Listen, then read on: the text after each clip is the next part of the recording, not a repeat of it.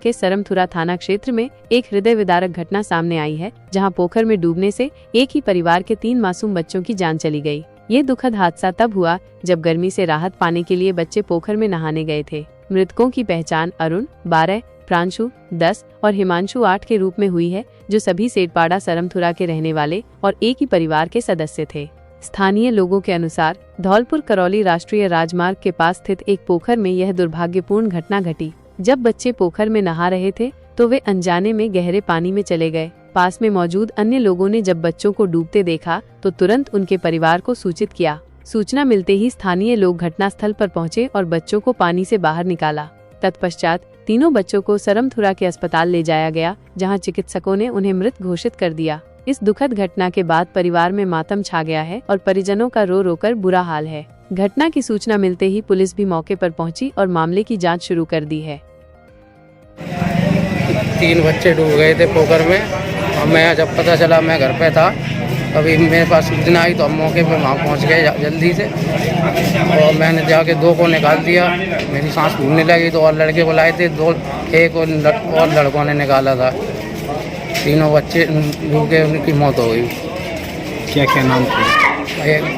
एक का नाम अरुण था और एक का नाम हिमांशु, एक का नाम प्रांशु।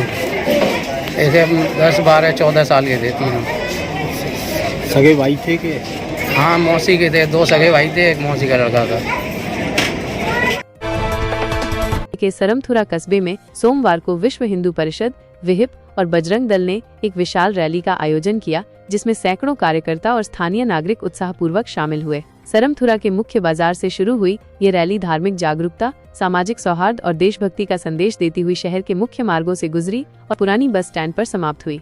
रैली में भाग ले रहे कार्यकर्ताओं के हाथों में लहराते भगवा ध्वज और भारत माता की जय, वंदे मातरम और जय श्री राम के उद्घोष से पूरा वातावरण भक्तिमय और देशभक्तिपूर्ण हो गया। इस आयोजन का मुख्य उद्देश्य समाज में धार्मिक एकता को बढ़ावा देना और हाल ही में दिवंगत आत्माओं को श्रद्धांजलि अर्पित करना था।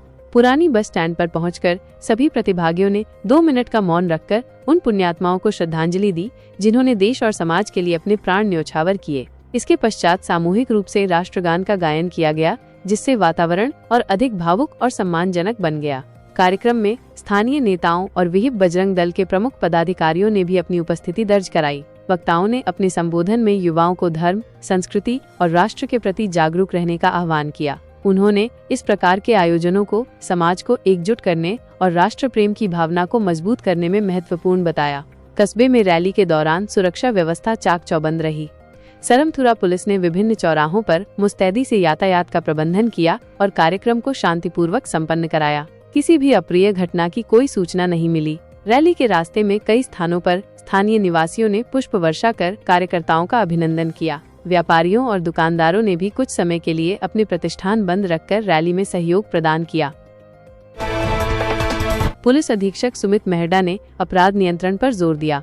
धौलपुर के पुलिस अधीक्षक सुमित मेहड़ा ने जिले में अपराधों पर लगाम कसने और कानून व्यवस्था को और मजबूत करने के उद्देश्य से कल शाम कलेक्ट्रेट सभागार में एक महत्वपूर्ण क्राइम मीटिंग आयोजित की। इस बैठक में उन्होंने पुलिस अधिकारियों को आवश्यक दिशा निर्देश दिए। पुलिस अधीक्षक मेहड़ा ने जिले की वर्तमान कानून व्यवस्था की स्थिति की गहन समीक्षा की। उन्होंने संपत्ति से जुड़े अपराधों, आदतन अपराधियों की हिस्ट्री शीट खोलने, गुंडा एक्ट और राजपाशा एक्ट के तहत कार्रवाई करने के साथ साथ लोक सेवकों के साथ मारपीट के मामलों में त्वरित कार्रवाई के निर्देश दिए। मीटिंग में लोकल स्पेशल एक्ट, दंड प्रक्रिया संहिता की धारा 173, 8 और भारतीय न्याय संहिता की धारा 193, 9 के तहत लंबित मामलों, पॉक्सो एक्ट और महिलाओं के खिलाफ अन्य गंभीर अपराधों की प्रगति की समीक्षा की गई। पुलिस अधीक्षक ने इन मामलों की वर्तमान स्थिति की जानकारी ली और उनके शीघ्र निस्तारण के लिए निर्देशित किया। सभी थाना प्रभारियों को रात्रि गश्त के दौरान विशेष सतर्कता बरतने और क्षेत्र में अपराधों को रोकने के लिए और अधिक प्रभावी कदम उठाने के निर्देश दिए गए। इसके अतिरिक्त उन्होंने जिले में अवैध हथियार, अवैध शराब, नशीली पदार्थों के कारोबार और अन्य अवैध गतिविधियों में शामिल लोगों के खिलाफ कठोर कार्रवाई करने का आदेश दिया।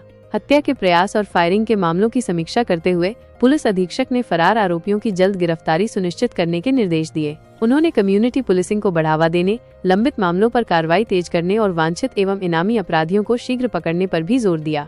बैठक में प्रतिबंधित चंबल बजरी सहित संगठित अपराधों की रोकथाम के लिए और अधिक प्रभावी कार्रवाई करने और यातायात नियमों का उल्लंघन करने वालों के खिलाफ कार्रवाई करने के भी निर्देश दिए गए। गुमशुदा व्यक्तियों और बच्चों की बरामदगी के लिए हर संभव प्रयास करने के निर्देश दिए गए। पहलगाम आतंकी हमले के मद्देनजर सोशल मीडिया पर आपत्तिजनक या भड़काऊ पोस्ट या कमेंट करने वालों के खिलाफ कानूनी कार्रवाई करने के भी निर्देश जारी किए गए हैं। इस अवसर पर अतिरिक्त पुलिस अधीक्षक ADF बाड़ी कमल कुमार जांगिड, अतिरिक्त पुलिस अधीक्षक हवा सिंह, वृत्ताधिकारी धौलपुर मुनेश मीणा, वृत्ताधिकारी बाड़ी महेंद्र कुमार, वृत्ताधिकारी सैंपो अनूप कुमार सहित सभी थानों के थानाधिकारीगण उपस्थित रहे। सबसे पहले प्रमुख खबरें देखने के लिए हमारे चैनल समाचार टुडे को सब्सक्राइब कर लें, घंटी वाले बेल आइकन को जरूर दबाएं। आज के लिए बस इतना ही, मिलते हैं अगली खबर।